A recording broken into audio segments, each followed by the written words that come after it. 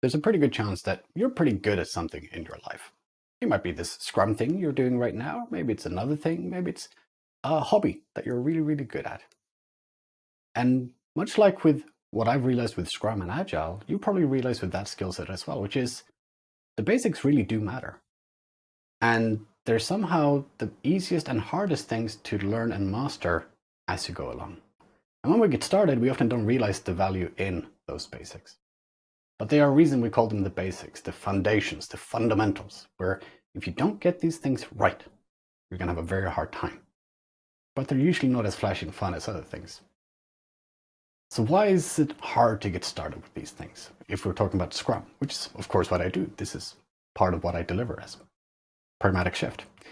Well, first of all, when you get started, if you're like me, you were just told, along with the rest of your team, that you're going to be Agile now. We're going to use this Scrum thing, pick an accountability, and off you go to the races. And I picked Scrum Master, which meant I was somehow supposed to be the most knowledgeable about Scrum, and I didn't know anything about Scrum. So where does that leave me? Well, it left me with a whole lot of reading and learning to do, but I got there in the end. It didn't mean I made a lot of mistakes, but eventually I started finding other practitioners, other groups to meet up with and talk to, other peers and mentors. And most importantly for me, I managed to get some actual training from a very skilled professional. And that really helped me along on my journey. So that's one thing, starting from zero knowledge to building it up. Well, hopefully if you're seeing this video, you're already on the way. You're starting to look for information. That's good. That's the right thing to start with. Now you need to continue building on that. Another reason it's hard to start is because, well, you're now going to be, I sometimes refer to it as a speedboat engine in a super tanker. You might become a very good engine, a very good Scrum team, and really good at what you do in your environment, but you're in an overall environment and system that may not be able to move as quickly as you are. And that's okay. That is a normal part of the journey, albeit a painful part of the journey. This is why we say Scrum Masters need to be patient and impatient. Any change agent needs to learn to be patient and impatient. Patient in realizing that these things are going to take time, sometimes many, many years of time. But impatient in that we continue challenging, keep pushing forward, and keep trying to make these changes happen. And when you're working in a large organization, these changes are everywhere. From how quickly can you get more stationary, to how can you get access to getting things into the production environment within the confines of your team and within a 1 month or shorter sprint. These seem insurmountable at the start. But as you start picking away at it, before you're realizing it, you're releasing things to production multiple times per sprint. And that's a pretty cool feeling. But it might take you a while to get there. An additional thing that might be an issue is, again, you're there as the Scrum Master. And you're supposed to know about Scrum. And other people will ask you about it. And there may be times you don't have an answer. And you might be tempted to give an answer even though you're not comfortable with it. Another thing to get comfortable with is accepting that you don't know it. And being comfortable telling people that, you know what, I actually don't know. I can either go away and learn, or we can look at this together and try and figure it out.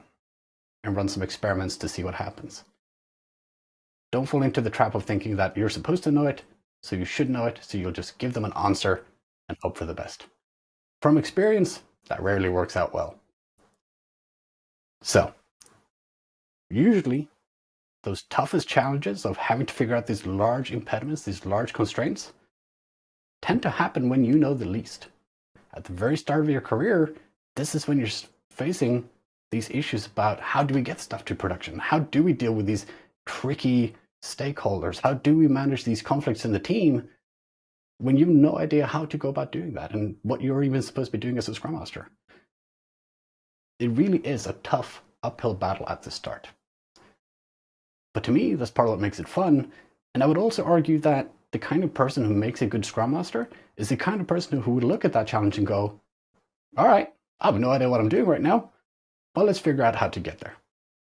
That kind of grit, that kind of determination, that kind of drive and leadership is what you need as a Scrum Master, because you are going to be facing strange and novel situations you've never faced before, and the expectation is that somehow you're going to cause those impediments to be removed. You might not know how to do it yourself, but you have to figure out who can help you get it removed.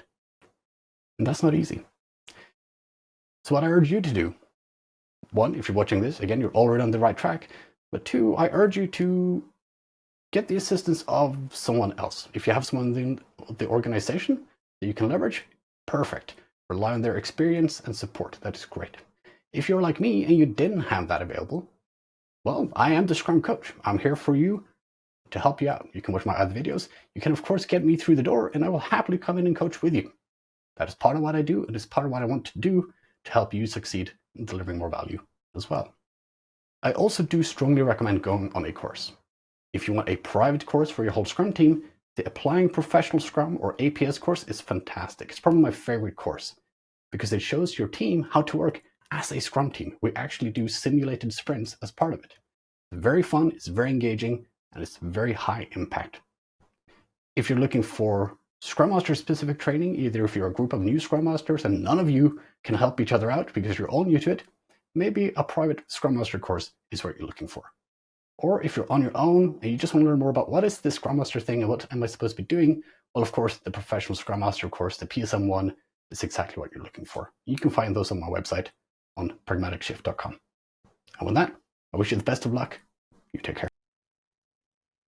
All right. Thank you very much for watching. And if you like what you saw and you want to hear more about what I've got to say in the future on similar questions, or if you have a question yourself, please reach out to me on LinkedIn. That's the easiest way to get a hold of me. You can also email me at oscar.stife@pragmaticshift.com.